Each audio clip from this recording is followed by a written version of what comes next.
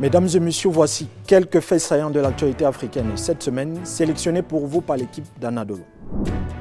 Les commandants des forces démocratiques alliées ont tué 26 civils, dont 12 enfants, dans la nuit de lundi à mardi à Beni, dans l'est de la République démocratique du Congo.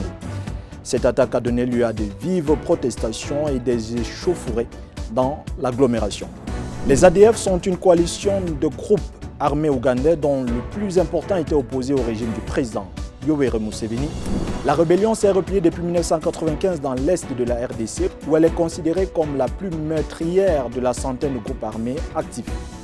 Le nombre de victimes se compte par milliers. Daesh désigne depuis 2019 l'ADF comme sa branche en Afrique centrale.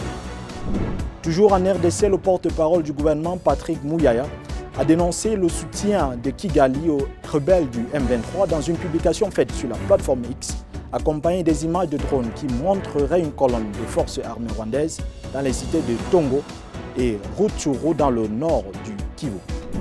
Pour rappel, les rebelles du M23 se sont emparés depuis 2022 de pans dans les territoires de Rutshuru et de Nyorangongo, frontaliers avec le Rwanda. L'opposant sénégalais Ousmane Sonko, qui a entamé une nouvelle grève de la faim la semaine dernière, est entré dans un coma profond lundi, selon son avocat maître Ciré Clédorli.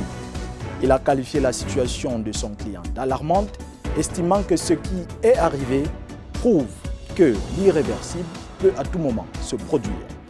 Ousmane Sonko avait déjà été admis en réanimation en août dernier alors qu'il était en grève de la faim.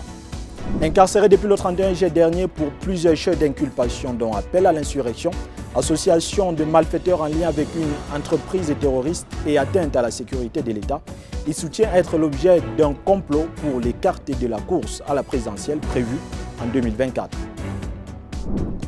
La mission multidimensionnelle intégrée des Nations Unies pour la stabilisation au Mali a quitté lundi le camp d'Al-El-Hoc sans rétrocession aux forces armées maliennes, une situation déplorée par les autorités de Bamako.